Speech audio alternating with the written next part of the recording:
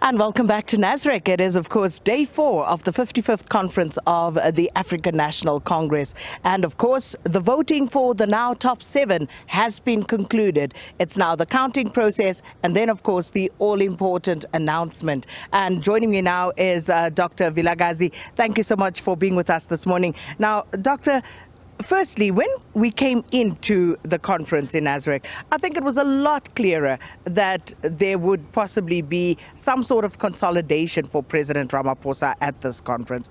But things have really moved ever since we got here. Good morning, Sakina, to you and to viewers at home.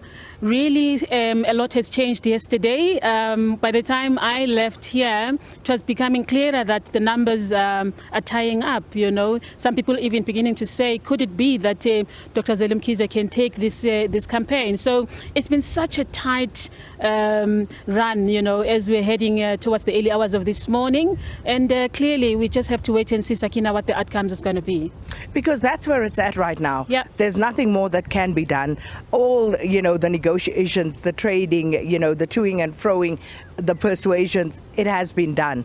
And I don't think either one of the candidates got much sleep last night, or any of the other nominees for, of course, the top 7 positions. I don't think so. I don't think they would sleep. I mean, everybody was putting their last fight, their last straw, throwing everything they can to make sure that their candidate that they love wins. I mean, they've seen Pulemabe, you know, so many negotiations, you know, of Masina there giving up his votes and so on. So people were really throwing their last best to make sure that the outcomes becomes whatever it becomes. Some of it a bit nonsensical. Speaking of Pulemabe and Masina, why didn't they have that conversation prior to the nominations process? Exactly, Sakina. And that shows you, you know, how much lack of coordination and strategizing, you know, is here, because part of it is that some of us were worried, how is this going to affect the counting? How is it going to affect the, you know, credibility, even issues of perhaps those ballots being spoiled? So they should have done better, but that is where things are.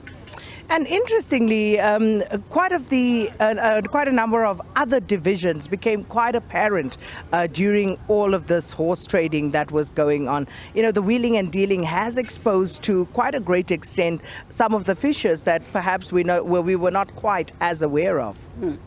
Yeah, not clearly. I mean, you know, some of the things that you started to see was the fulfillment of the saying that says there are no enemies in politics. I mean, people just crossing the line, people just jumping from one place of support to the other. We've seen it with the Northwest, we've seen it with Free State, and so on. So you can't really say things are the way they are in politics until the last moment, until the last second. Even last night when KwaZulu-Natal was the only province that was still voting, you know, people were saying you can't do anything at this moment. Actually, you can. You can still speak to delegates as they are heading towards the poll to say, change your mind. So that's how it is in terms of lobbying and mobilizing, you know, in this world of politics and voting. And we've seen it happening here.